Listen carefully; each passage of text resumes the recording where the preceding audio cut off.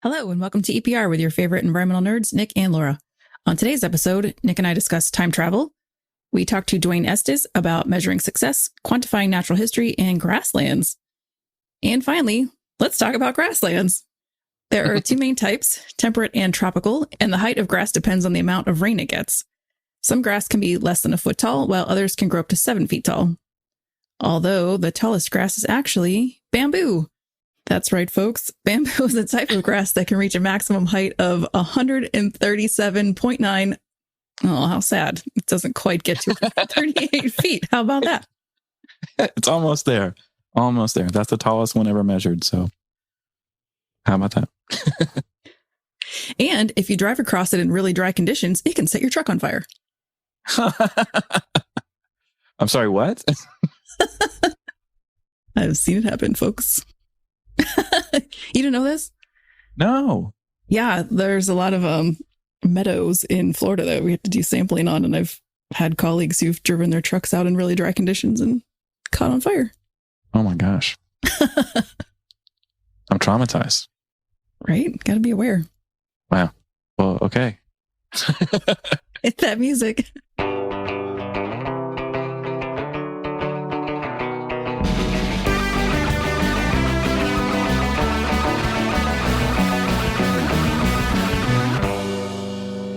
IAIA, another of our podcast partners, is offering 12 fantastic training courses in conjunction with the annual conference in Malaysia that are taught by IAIA members who are experts in their fields. They hope you will register to attend the IAIA conference, but it is not required in order to take the training course. Check it out at conferences.iaia.org for more details. Fantastic news, everyone. EPR is doing an AMA sponsored by STV on Tuesday, April 11th at 8 p.m. on our YouTube channel at EPR Podcast. Laura and I will be available for you to ask us about career advice, our favorite toppings on pizza, movies, and anything else that crosses your mind. Mark your calendars and see you there.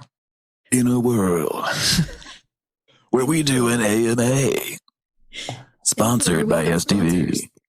Speaking of sponsors, we need sponsors for episodes, not just our AMA. So what do you got for us today, Nic, by the way of 30-second jokes?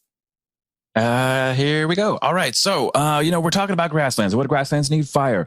You know what people don't love? Fire. It's very dangerous, very scary. Now, what if you could just have grass smoked instead? I'm talking, let's go grassmoke.com. I'm telling you right now, you will find people who are willing to smoke grass for free. All I ask is that you give them bags of chips and a lawn chair to sit on for 4 to 6 hours. That's all I'm saying. That's all you need to do. And I'm telling you right now, go to grassmoker.com. It's going to revolutionize the way that we do entertainment in this industry. I promise someone listening is just looking that up right now. Yeah, man. It may already exist. I don't even know. All right. We know you all love Nic's jokes, but let's get some real sponsors on here. Hit us up, environmentalprofessionalsradio.com. Let's get to our segment. If there was a time machine, where would you go? Oh, gosh. First of all, would you step on everything and be like, well, I'm changing the world, butterfly effect or whatever? Or would you be too afraid to do it? I don't know. I hope when they build a time machine that it's one where you could be a fly on the wall and just see stuff. Not have to worry about changing things. Yeah. Kind of like watching a movie or something. You just go back. Yeah. Have you seen on YouTube, they have those drives through New York City from the 1920s that they've pieced together. Those are so cool. Oh, no. No, they're so neat because it's kind of a real life angle of what it would be like driving down Central Square or something in New York City. Mm-hmm. And if that's a place, Times Square, I don't know. Oh, yeah. Central Park and Times Square. Central Square. I love it. But yeah, they're really neat. But I've been waiting for Google or something to come up with that where it's they just piece the information together and you can go instead of going on a map, I go to a map of Raleigh in 1950 and then I can kind of see it. And that's not really a time machine, but close enough to what we might have sooner than later. It's about, yeah, exactly. Or how there's an app where you can put it up and see the stars in the sky and they tell you what they are and stuff. You use it kind of like a filter. I would love to have that on my phone where I could just filter it and it would show me what it looked like 100 years ago. Oh, that'd be really cool. Yeah. So I hope someone's working on that. Assume someone is. But anyway, would I go back?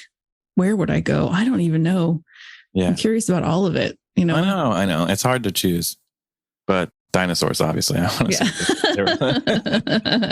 want to see. Again, fly on the wall. I don't want to be an actual. No, I would rather not. Fly or human standing there like, oh, hi. Yeah. Hey guys, what's up? Yeah. Yeah. I'm completely defenseless. Don't worry. Right. Actually, speaking Are of, you a nice one or not nice one? Right, yeah. So the pointy teeth. Yeah. What is it? Have you seen the trailer for 65 million years ago? No. With Adam Driver. It looks absolutely ridiculous, and I'm all here for it. But it's apparently, a comedy? No, it's like an action movie. It's an action. It's a terrible action movie. Where it's like they're on a ship, and the ship crash lands, but it went 65 million years in the past. But he has future technology, so he's trying to survive against the dinosaurs. And I've lost you. Sounds great. It's going to be an amazing. It looks absolutely ridiculous, but since Adam Driver and I are at the exact same age, literally, I got to support him. I got to watch it. That's why. No other reason. I think that just makes clear another thought. If they do ever invent time travel, we just need to be careful who's allowed to do it. Yeah. Oh God. Yeah. Yeah, that's totally fair. But yeah, I don't know. It would be really cool. It would be really cool to see how, what dinosaurs actually look like too, because a lot of what, like if we talk about birds and like their fossils, they don't look anything like each other, like birds of paradise. Just look it up. You tell me that you had that concept in your head when you see a skull, or the skeleton of that thing. It doesn't make any sense. So that'd be really cool to see what they really genuinely looked like. Right. Same with like hominids and Homo sapiens, like I'd like to see what this actually looked like, or how I want to see how they really interacted with each other instead of our interpretation of that. Yeah. I know. Right. Yeah. I mean, it's kind of cool. It's like, were we the smartest or just the most cunning or whatever it is, all that's kind of neat. There's never one answer that's going to satisfy everybody, but it would be really cool to see for sure. Yeah. I'm going to think the most just empire building, because that in our recent history has been kind of like who has shaped recent history. So why not all the way going back? Yeah. And there was a group who was like, cool, we're just chilling, doing our thing. And then Homo sapiens came, we're like, now we're taking it. Yeah. Now it's our thing. It's still our thing. Yeah. This is my ball now. Yeah. Ugh. I'm the captain now. That's what it is. There's the dating reference for everybody. All right. So anyway, I have no idea. I would like to go back to a lot of places and stuff. Yeah, everywhere. Yeah. That's Laura's answer. I want to see it all. That's funny. It's the, what kind of music do you like? All of it? Oh. Yeah. No, I won't give you that answer. Most of it. Yeah. Nobody likes everything. That's crazy. Oh, anyway. I think that's good. Why don't we get to our interview? Let's do it. Welcome back to EPR. Today we have Dwayne Estes, who is the Executive Director at Southeastern Grasslands Institute. Welcome, Dwayne. Thank you all for having me. I appreciate it. It's good to be here. Yeah. We're really excited to have you on here. And this is to talk grasslands. But can you tell us a little bit about your background and how you became interested in conservation and grassland restoration? Yeah, sure. I'm from a small town in southern central Tennessee, kind of near the Alabama-Tennessee line. And I came from a family with, being the first in my family to go to college. So I definitely never set out, early in life with the idea that, hey, I'm going to be in the conservation field, right?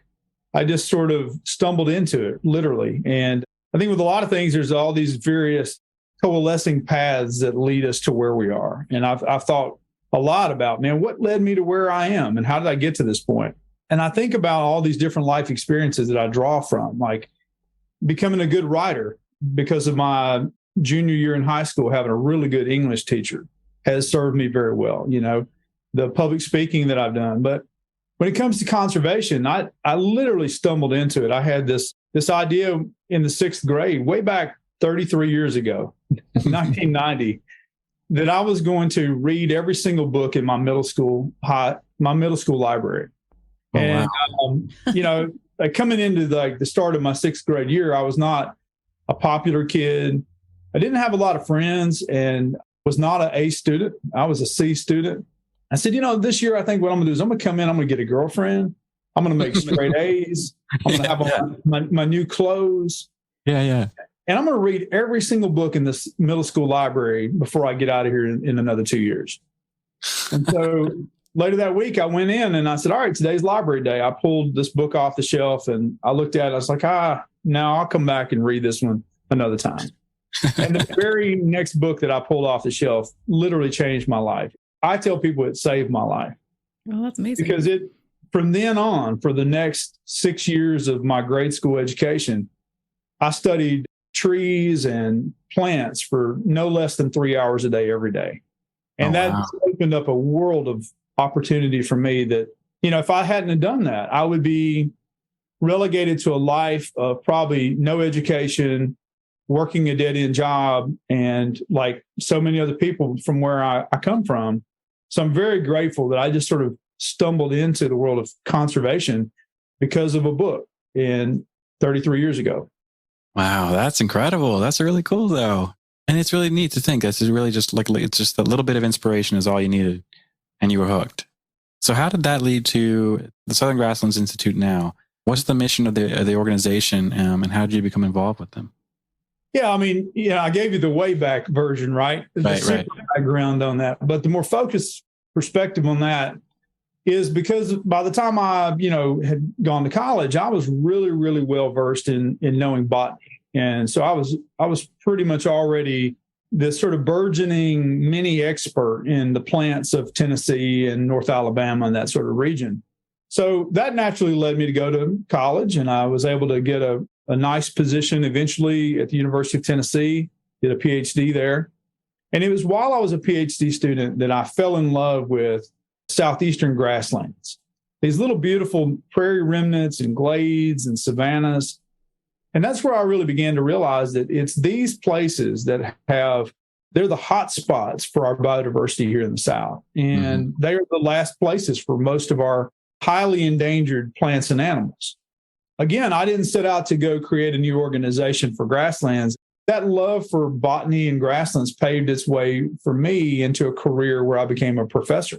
And at first 10 years of my career as a professor, I was teaching and advising and counseling graduate students and, conducting research. And then I hit this point in about 2013, 2014. I was a few years in on the job, and I just felt like, man, I don't feel like I'm contributing in the way I want to conservation because of all the bad stuff you hear about the demise of ecosystems and species all the time. I felt like I could do more than I was doing, just writing about it, publishing about it, or even teaching about it. As impactful a job as being a professor is, it wasn't the kind of impact I felt like I wanted to make. I felt incomplete. And so that led into, it's a whole other story unto its own, but basically the short end of it is I ran into a single person, much like that book I pulled off the shelf. This was another one of those days that literally changed the course of my life. I met one person from New York City who came all the way to Tennessee to an event that I hosted. And he was blown away by the message that I had to share with him about how important and endangered Southeastern grassland ecosystems are. And he said, look, man, what can I do to help? What role can philanthropy play in your mission to restore Southern grasslands? He encouraged me to do something that very few people in my life have ever encouraged me to do, which is dream big. Yeah. And with the permission to dream big from somebody who was willing to give us money to do it, we created one of the most impactful upstart organizations in the Eastern United States over the past 5 years. Heck yeah. So that is a really great story. And I love how that came together for you. So what is your day-to-day? Are there like specific technologies that you use to kind of help restore and protect grasslands? Is it awareness? Is it a little bit of everything? How do you do what you do? It's a hectic day typically, right? So I'm a night owl. I love to work until 1, 2, 3 o'clock in the morning. It's very entrepreneurial. And I never consider myself to be a leader, but leadership is required every day.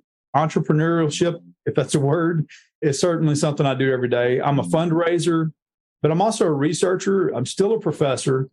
Ultimately, I have to be very good at delegation. And so I think in the span of a day, I'm on the phone a lot. I'm always on email, of course, but it's not burdensome because what I've done is built a team. And it used to be that, all the work sort of fell to me and the co-founder of SGI, whose name is Theo Witsell. Every responsibility kind of fell to us in the early days, but we've been fortunate to where, we built some capacity and we have some bandwidth. So we have an administrative assistant now. We have a director of operations and we have multiple project leads and researchers and so forth. So I don't have to be the jack of all trades I used to be. And frankly, I think that's the hardest part about doing what we've done is coming through those first 5 years of just trying to fake it till you make it, right? And prove to people you can do it. Yeah. And not lose your reputation in the process and not come out of the end of 5 years scarred and marred with a bad reputation that, hey, don't trust these guys. They can't get the job done. They talk a big game, but they really can't. I think that's the biggest thing is after coming through this, we have our integrity intact and we have a reputation we built we're very proud of, but it has come at a very, very hard cost. Just the daily grind has been very, very challenging at times. But in the end, just to conclude on this point, we're now getting to that point where we're talking about restoring thousands of acres of grasslands. I never thought in 2017, when we embarked on this journey, I thought it would be hard to do 30 acres of grass. Right. We're literally on the cusp of doing 500 acres here, and we're talking about 10,000 acres. So It's impactful work, man. It's highly variable, but it takes a team to do it, and I'm just glad to be a part of the team. Yeah, that's quite impressive. And so I kind of want to ask too, what goes into restoring grasslands? Because I know it's not just, okay, we've got a plot of land, right? But there's got to be some other environmental justice or equity or, even just disturbance, human disturbance kind of issues that pop up. So how do you kind of navigate all of those pieces and get to a spot where you are conserving that many acres? Yeah. Well, first, it's important for us to make sure that we're based very firmly in science and in cultural history. That's a really firm foundation that is important. It's vitally important for our organization. So when we do projects, we want to make sure that we're focusing our efforts on areas where there were historically grasslands present, right? We also want to make sure that because of that historical connection, we love to pull out of American history these long forgotten stories and tales that sometimes are so deeply buried, they haven't seen the light of day in 300 years. We like to pull that information out and then couple what these early settlers said, or the first Spanish conquistadors said, or what Native American oral histories say, and pull that out and then connect it to what the plants and animals' needs are and what the landscape says. So that's a really important first thing that we have to marry together. And then so to do that, we have to have a very firm grasp on the science of Southeastern grasslands. We have to know what types of grasslands there are. So, your listeners may be kind of surprised to know there's 118 types in the entire Southeastern United States. That's way more than what you would find in the entire Great Plains of the U.S. and Canada combined. Wow. We not only have to know what those types were, like savannas, glades, barrens, coastal dune grasslands, prairies, meadows. We also have to then know where they are. And so for that effort, we're really excited. We're partnering with National Geographic and NatureServe, and we will be publishing next year in 2024 the first science and history-based map of Southeastern U.S. grasslands. So all that's the important foundational elements. And then in terms of deciding what to do and when to do it, there's a whole slew of things that goes in. But simply put, I think there's three ways to look at it. A huge chunk of southern grasslands used to be these open savannas. So they were grasslands with scattered trees. Just imagine how those would have been kept open by a combination of fire and grazing by buffalo, right?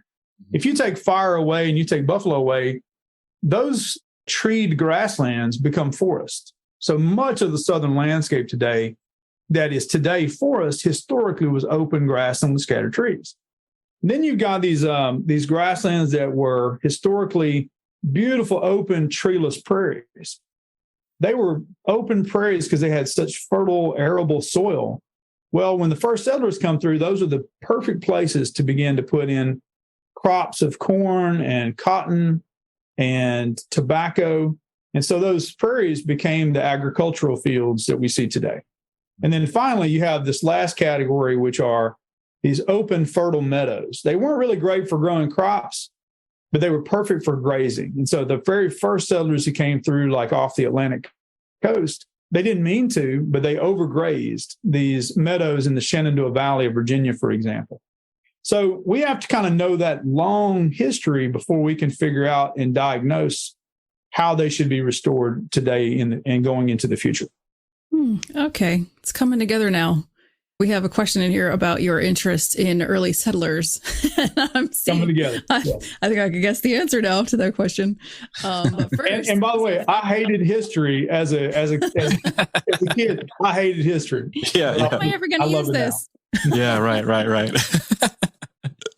Yeah, you never know. As a fellow entrepreneurial ship person, I'm really impressed with the amount of funds. You've raised over $7 million in 5 years.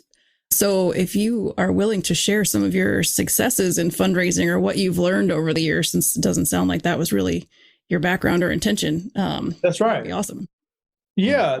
That's one of those things where I wish I had more time to stop and reflect on all that, because I feel like there are important lessons learned that I could share at some point through some medium, that would be helpful to others who want to go down this journey like me. Honestly, I have to credit a friend of mine who's a board member of the Band Foundation. He was that guy I told you about from New York City who came down and sort of discovered us. But when I met him, I didn't know who he was. I just saw him as the very last person who registered for a 3-day symposium that we were hosting. And he came down and he asked if he could come. I said, look, anybody can come as long as you pay the registration fee. Right. So he comes and he experiences it and then goes away and is blown away by that message. And I think that's the first important part is be yourself, be genuine, spread your love and your message, and be kind to anybody. Because if I had said just any words that were a little bit off-putting, or if I didn't take the time to shake his hand, then none of this would be possible. But because he felt that genuineness and he felt the need, the need and the urgency was huge, then it made it easier for us to have that conversation about, hey, yes, our foundation would conceivably give you, $1.75 million over a 5-year period is what it has turned out to be.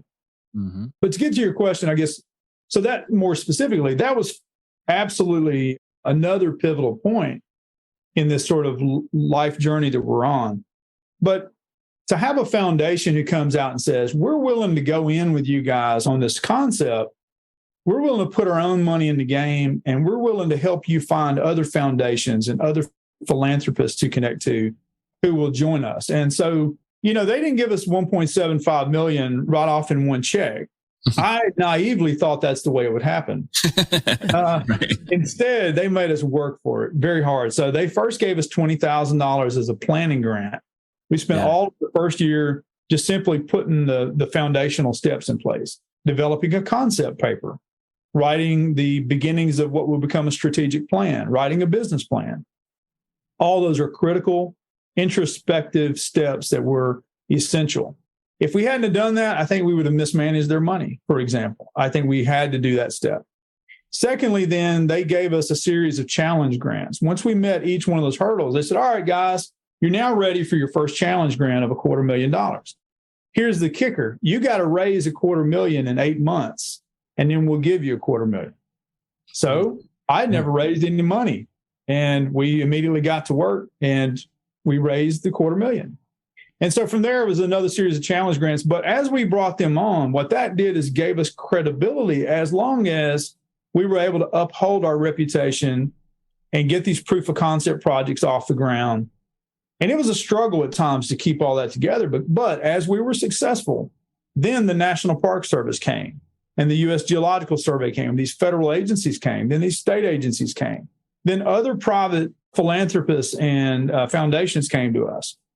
And honestly, over the past few years, we've had so much opportunity that has come our way because of those connections, our network, and by doing what we say we're going to do, keeping a reputation, and hopefully being good stewards of the funding that we've been fortunate to get to this point. All those are really critical. Now we've got our eyes set on raising a few tens of millions of dollars over the next, few years. But yeah, I'm pretty proud of where we've come from. That's awesome. Congratulations. Just a few tens of millions, no problem. Yeah, no big deal. Well, hey, so funny thing, when we met with that same board member, we met with him and his brother-in-law, who's the chairman of that particular foundation. And he says, all right, guys, how much is it going to cost to do this over a 5-year period? I literally pulled out of my rear end this number of, I think we're going to need $6 million over 5 years. And he said, yeah, that sounds about right. He said, but beyond this, to tackle grasslands conservation, you guys are going to need hundreds of millions. But we believe in you, and this is the first step. So It was pretty important first beginnings for us. That's great. It's incredible. Find someone with money who believes in you. That's the goal, right? All right, Nick, next week for the podcast. Yeah. Wait, does he believe in us? Do you believe in us? Do you have? We need to stop. Oh, and sponsors. I should add too, endless grant writing. I mean, you got to really be a good writer. And that's why I go back to my junior year, my high school teacher who taught me how to write. That has been an invaluable skill set to be able to have in this journey. Yeah, that's awesome. Do you want to give them a shout out? Yes. Shout out to my high school teacher. And I'm on the spot now. I can't remember her last name. Mrs. Abernathy. Mrs. Abernathy. Abernathy. Yeah. All right. Yeah. Yay, Mrs. Abernathy. All right. That's really cool. So, you have all these funds and you have all this stuff coming up. What are the projects that you're working on? Anything you want to talk about? Yeah, man, we got some cool projects. I'll tell you about one, and then if you guys want to hear about others, I'm happy to tell you. Right now, our region covers 24 states. We don't envision that growing. It's big. It goes from Long Island, New York on the north to Columbia, Missouri, south to Miami and Brownsville, Texas, literally to the border with Mexico. It's focused on the Southeast, but it does creep a little bit into what people consider the Northeast and the Midwest. Within that region, we're working in about 12 of those 24 states with active projects. So we do a lot in Virginia. Tennessee is our core state right now. That's where we're based, in Clarksville, Tennessee, just outside Nashville. We work a lot in Alabama and Georgia. And in these first 5 years, we've been putting into place these regional coordinators. So we have a coordinator in Athens, Georgia. We have a team in Chapel Hill, North Carolina. We've got one in Nashville, and we're hoping to expand next year into Roanoke, Virginia. So that gives you an idea of how we've got this growing footprint. One project I'm really super proud of is our new partnership and collaborative work we're doing with Google. So we have started right here in our hometown rebuilding this former prairie landscape. It went from 50 acres. Now it's about to expand to 105 acres. And, it's really awesome to have a partner like Google join you in this journey. Oh, yeah. So for us, it's, we're rebuilding. It's not even just about like, hey, we're working with Google. That's amazing. And we're proud of that. But when you look at this prairie we recreated, it was a soybean field in 2020 that we planted. And then when you go out there, there's red-tailed hawks, there's bald eagles, there's northern harriers flying overhead. There's bobcats carrying their kittens through the edge of the prairie. There's all these prairie voles and small rodents that need prairie habitat. And the American bumblebee is coming back to this site. We've got just all this life that you can hear. And I think it's a destination for wildlife, but it's also a destination for people. And so we're bringing people to the Google Prairie for these community work days, our volunteer teams, and we're working with the Googlers who are the Google employees. They come out and join us. And we have seed collection days and invasive species removal days. And it's just a fun, you can just feel the energy. That's just one small project. We've got 3 or 4 other really cool projects I could easily tell you about, but I'll stop there without that. Yeah, and I love that. Shout out to Virginia. That's where I grew up, near Roanoke, so not too far away anyway. It was the big city, I should say. Yeah, okay. So I'm excited to hear I've got to ask you what town, though. Lynchburg's where I grew up. Okay, well, we're working across the valley near a little town called Newcastle. That's where we're yeah. Yeah. That's really cool. And yeah, I mean, familiar with all of that, the Appalachian, trail and everything else. It's been outdoors wise, it was great. I'll put it that way. And a lot of people think about that part of Virginia, like Virginia is for lovers. That's what all the television ads say, right? Right. People think about the Blue Ridge Parkway and everything and the Shenandoah National Park. Mm-hmm. But what people don't realize is that entire valley that Interstate 81 goes down through, that was all a grassland highway 300 years ago. Oh, wow. And it's been an open grassland highway off and on since the Ice Age. So anyway, not to get off on that, but no, that's really cool. Yeah. Yeah, no, I love it. And Curiosity question. Yeah. How does one know that? So how do you know what it was? I see how you can look up records and read people's notes and maps and things, but how do you know beyond written human record, like what it was before? That's a great question. So we look at a few things. I'll give you just a couple of example data points that are out there. So one is that there's really important paleoecology sites, fossil sites. Recently discovered fossils of the American cheetah from Southwest Virginia. Well, cheetahs live in grasslands. Cheetahs run 60 miles an hour and chase extinct pronghorn antelope that lived in the east. So we have that. We have fossils. Those fossils are from the Ice Age, so probably in excess of 20,000 years old. We also have fossils in that area of extinct horse, muskox, mammoth, mastodon. And if you go back even farther, let's say 3 to 7 million years ago, we have fossils of shovel-tusked elephant, rhinoceros. So this big story begins to develop even in a very prehistoric perspective, right? Yeah. Then you come more recently in time, and certainly we have the first accounts written by the very first settlers of what they said about, for example, the region around Roanoke. And so we have part of the South in Tennessee, we have the very first written record by Europeans, period, which is the Hernando de Soto expedition of 1540. And they talk about extensive savannas in North Georgia and East Tennessee. Through the 1600s and 1700s, all throughout, the very first writings by Europeans who came to those valleys talk about them being open. And then we can overlay that with soils data. A lot of the valley bottom soils in places like Western Virginia, some of those soils have a mollisol type soil, which is a grassland derived soil. And then finally, we can look at the plant and animals themselves that still call those places home, most of which are highly endangered and are disappearing. But their very presence, the fact that there are endemic species in those regions that require grasslands, that is good data that suggests that some degree of open grasslands always had to be present in order for those species to exist there. And some of them don't move. You know, they may be endemic plants that need grasslands, or they may be endemic invertebrates. There are even fish in southeastern grassland ecosystems that occupy springs in pools in the middle of open prairies. So lots of evidence that we can pull from and that's what we're drawing from as we begin to map these grasslands for our project with National Geographic Magazine.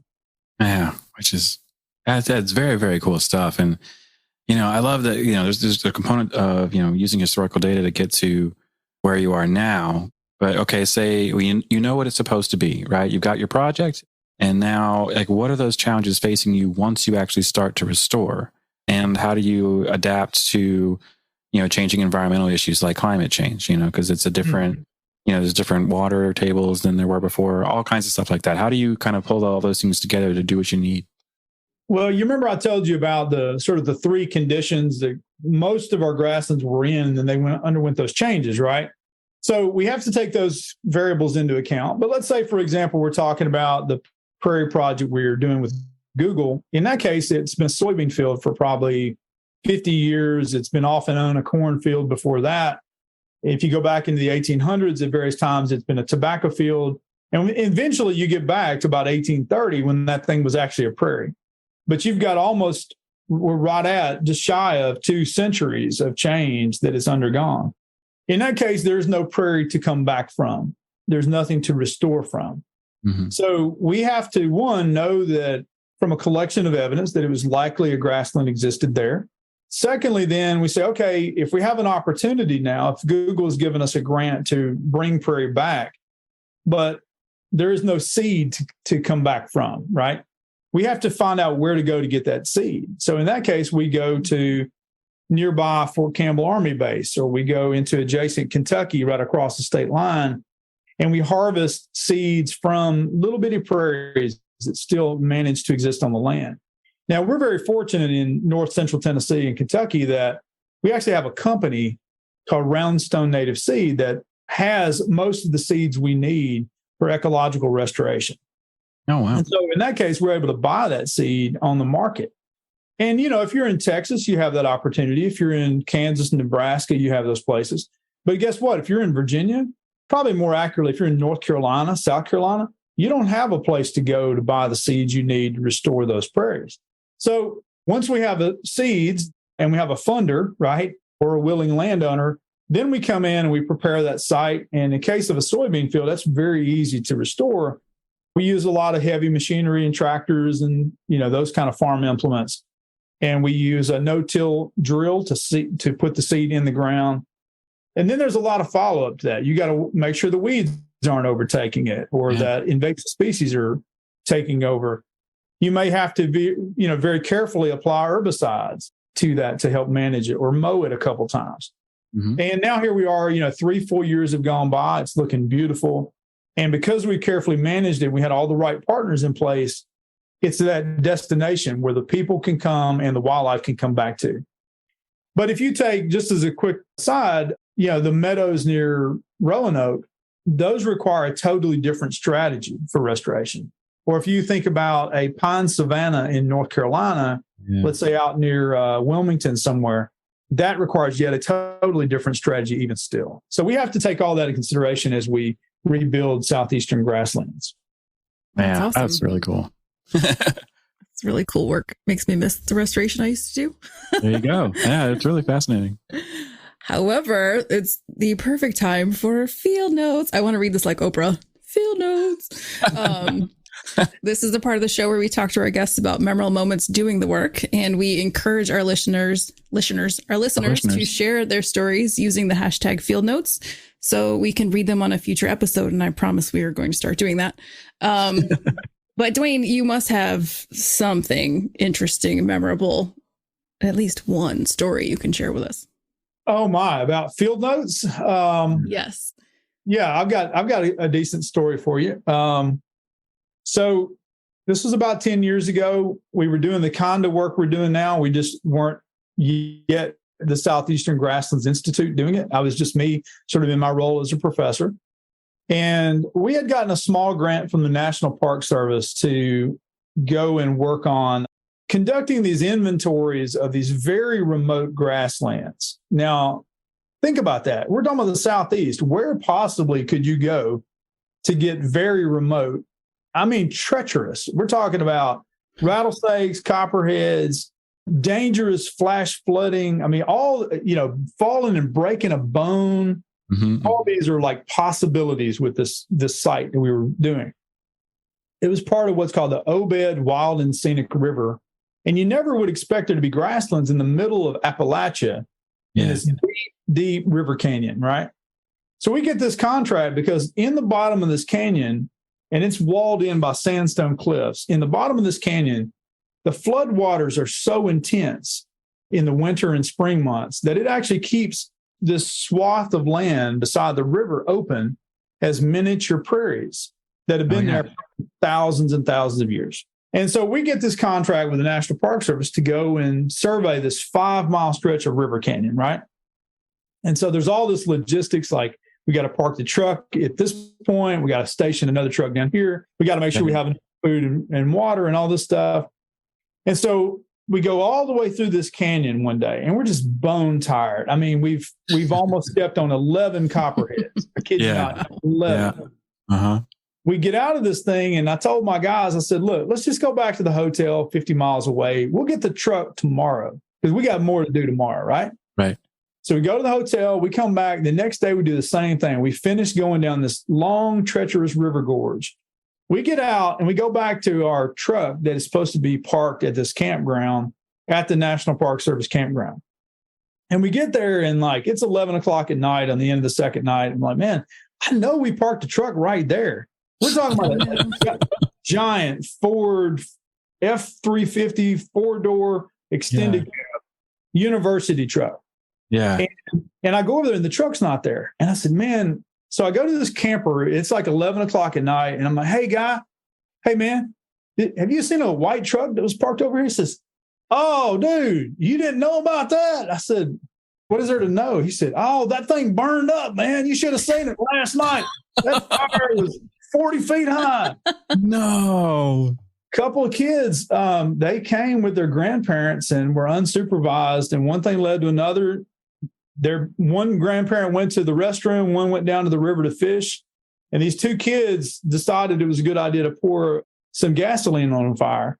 And this explosion happened. And as they ran away, they led this gasoline trail and dropped the gas container right beside the front wheel of the truck. Oh, it literally melted the frame and everything. There was nothing there when we got back. They took it away. And here we've been on the river for 2 days, totally oblivious to anything. So that's I've got lots of stories like that, but we'll stop with that one. That is a good one. Yeah. And it's great. You never know what will happen in the field. But let me tell you, those riverside prairies, we call them river scour. They are remarkable. And that's really why we were there to begin with. And they're home to so many species that occur nowhere else in the world, but right down there in the bottoms of those canyons. Oh, yeah. Nice. I had to leave on a grassland note, right? Yeah, of course. Of course. Was that the Ozark Hellbender story? Oh, no. That wasn't hear that one too. Yeah. If you had time, I'll tell it to you. But otherwise, I'll keep it brief if you want to hear it. Yeah, go. So you remember this guy we met in New York City, right? Or from New York City. Mm-hmm. Yeah. And he comes to our conference. He says, I want to help. And then the next thing he says is, we'd like to give you guys $14,000 to just write a report, right? So, oh, man. At this time, my colleague and I, we both do a lot of side contract work. And so, to a young man in his early 30s with a family, like us splitting $14,000 was a big deal. That meant a lot for my income. And so from like June to September of 2016, our job was to write this report summarizing the current state of grasslands in the South. And so from the month of June goes to July, goes to August, and I've just got brain fog, man. And I mean, I've already got the money in hand. We probably already spent it. Yeah. And my buddy Theo's the same way. And we both have brain fog. We're like, well, we got to get busy. So one day, I think I've still got like a full month left to write this report. And I'm at the Dallas-Fort Worth airport on like a Friday, and I get the call from my friend now from New York City with the Band Foundation. He says, hey, Dwayne, looking forward to getting your report on Monday morning. I said, oh, you bet. Yes, sir. Yes, sir. It's coming to you. You sure bet it is. I hung the phone up, dude, and I called Theo Witsell, our co-founder, and I said, Theo, where are you? He said, man, I'm in the Mark Twain National Forest in the Ozarks of Missouri. I said, stay put. I'm flying from Dallas to Nashville, and then I'm renting a car, and I'll be in that hotel with you tonight. We are writing this damn report all weekend. Right. And so he says, but I can't. I've got like 12 hours of field work tomorrow and Sunday. Mm-hmm. I said, I don't care. I'm coming to you. Yeah. Sure enough, I arrived at like 9:00 in Ironton, Missouri at this little bitty ratty hotel. And we commenced to working through the night. That night, he goes and does his day job. The next day, he's doing a contract for the Forest Service. I continued to work, maybe slept 30 minutes, continued to work the second night. And guys, it was the most creative energy there were monster drinks and right. Yeah. And we just did, and I literally drove back to Tennessee 5 hours back, stayed up all night the next night, and we got that report submitted at 7 a.m. on Monday morning, just in time to get our big vision survey status report to the Band Foundation. And then so they could determine whether they wanted to give us that $20,000 planning grant, which they ultimately did give. But if we had botched that, we wouldn't be where we are today. So we worked about 54 hours almost straight with a couple of 1 and 2 hour naps, and we're able to pull it off. So that's the Ozark, what we call a hellbender, because that's actually a species that's endemic to the Ozarks. But for us, it was a nonstop work binge. Oh, man. Yeah. And, unfortunately, we've all been there. So I understand. Yeah. But yeah, it's tough. We're running out of time, and I hate it because there's lots more I want to talk about, like whether or not, you are the person that picks the worst way to go into and out of a canyon. Because I've always found that if there's a group of people and you have to go into a ravine, whoever's in front picks the worst spot. It's just what happens. But before we let you go, is there anything else you want to let us know? No, I think we covered the main points. I appreciate the time to be with you guys and share a little bit of our story. Thank you. Yeah, absolutely. And if people want to get in contact with you, let them know where they can. Yeah, the best thing to do is check out our website. It's segrasslands.org. That's the Southeastern Grasslands Institute. Check us out on Facebook, and then hit me up on LinkedIn at Dwayne Estes. Perfect. Thank you so much, Dwayne. Thank you, guys. I appreciate it. That's our show. Thank you, Dwayne, for joining us today. Please be sure to check us out each and every Friday, and don't forget to subscribe, rate, and review. Bye. See you, everybody.